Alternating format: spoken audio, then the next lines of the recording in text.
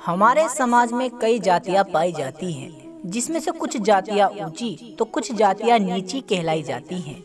सभी जातियों में चमार जाति का नाम सबसे ज्यादा सुनने में आता है, परंतु क्यों कुछ जातियां ऊंची और नीची क्यों कहलाई जाती हैं? दोस्तों, आज की इस वीडियो में मैं बात करने वाला हूँ चमार जाति की। जय भीम, नमो बुद्धाय साथियों। दोस्तों, आज मैं आप लोगों को चमार जाति के बारे में कुछ ऐसी बातें बताने वाला हूँ जिसे सुनकर आप लोग भी हैरान हो जाओगे। दोस्तों, जिसे आज लोग चमार जाति के नाम से जानते हैं, कभी प्राचीन काल में वे भी एक क्षत्रिय थे। दोस्तों, बिना देरी करे वीडियो को शुरू करते हैं।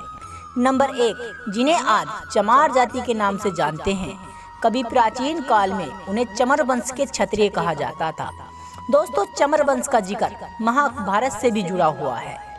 दोस्तों, महाभारत पढ़ने पर हमें ये पता चलता है कि चमार जाति कोई नीच और अछूत नहीं है, वो भी एक क्षत्रिय है। नंबर 2, दरअसल जब भारत पर मुगल आक्रांता यानी मुगलों का शासनकाल चल रहा था और जब मुगल आक्रांता हिंदुओं पर अत्याचार कर रहे थे, तब चमार कहे जाने वाले इन्हीं लोगों ने मुगलों के खिलाफ सबसे ज्यादा आवाज उठाई थी।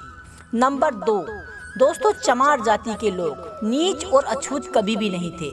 इनको नीच और अछूत घोषित करने वाला सबसे पहला सिकंदर लोदी यानी एक मुगल आक्रांता था। नंबर 3, डॉक्टर विजय सोनकर के अनुसार डॉक्टर विजय सोनाकर ने भी एक पुस्तक लिखी है जिसमें उन्होंने जिक्र किया है कि भारत में मुगलों के आने से पहले सिख, ईसाई व दलित, मुस्लिम ये कोई भी नहीं थे। दोस्तों, नंबर 4, जिसे आज लोग चमार जाति कहकर और नीच और अछूत की संज्ञा देते हैं, दरअसल रामायण में भी इसका जिक्र आया है।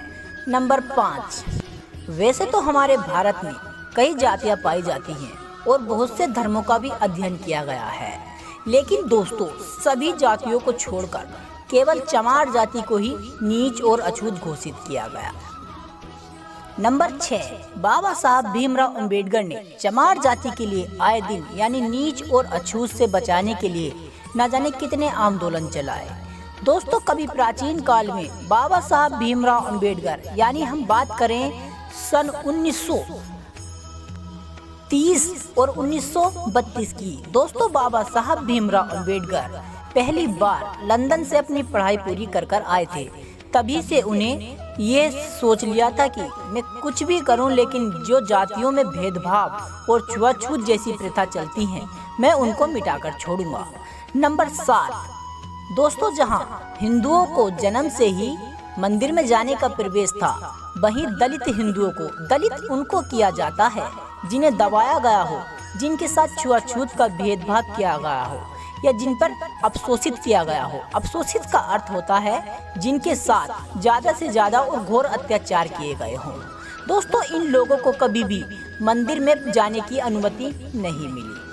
नंबर 8, दोस्तों, इन्हें चमार नाम इसलिए दिया गया क्योंकि ये चमड़े का काम करते थे, और नीच और अछूत इसलिए बनाया गया क्योंकि दोस्तों आप लोग सभी जानते होंगे कि प्राचीन काल में हिंदू धर्म इतना पवित्र था कि उसमें केवल ब्राह्मण का पाखंडवाद था। दोस्तों, प्राचीन काल में जब ये चमार जाति के लोग चमड़े का काम करते थे, तो दोस्तों आप लोग ये तो जानते ही होंगे कि चमड़ा यानी जानवरों की मांस से आता है, जानवरों की खाल को खींचकर बनाया जाता है। इसी कारण इन लोगों को नीच और अछूत की संगति मिली। नंबर 9, चमार जाति के ही गुरु संत गुरु रविदास जी, जिनके प्रसंग यानी जिनके सारे वचन भारत में बहुत प्रसिद्ध हैं। दोस्तों, इसी जाति के चमार जाति के संत गुरु रविदास जी ने भी चमड़े का काम किया। दोस्तों, आपने तो बाबा साहब भीमराव अंबेडकर की कई सारी तस्वीरें देखी होंगी, जिसमें केवल उनको इसीलिए याद किया जाता है कि उन्होंने जातियों में भेदभाव को खत्म किया और भारत का संविधान लिखा। लेकिन दोस्तों, बाबा साहब भीमराव अंबेडकर वो इंसान थे जिन्हें आज पूरा विश्व याद करता है। उन्होंने ऐसे काम किए जो आज के समय का मनुष्य बिल्कुल भी नहीं कर सकता। नंबर 10, दोस्तों, सभी जातियों में केवल चमार जाति एक ऐसी है जिसके कई सारे नाम बदले गए। पहले इसे हरिजन नाम दिया गया जो महात्मा गांधी ने दिया था, फिर इन्हें जाटव जाति में विभाजित किया गया। फिर इन्हें अनुसूचित जाति में डाल दिया गया।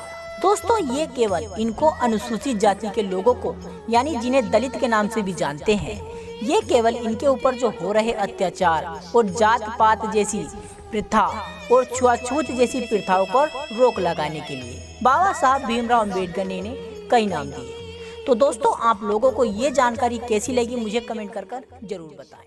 जय भीम।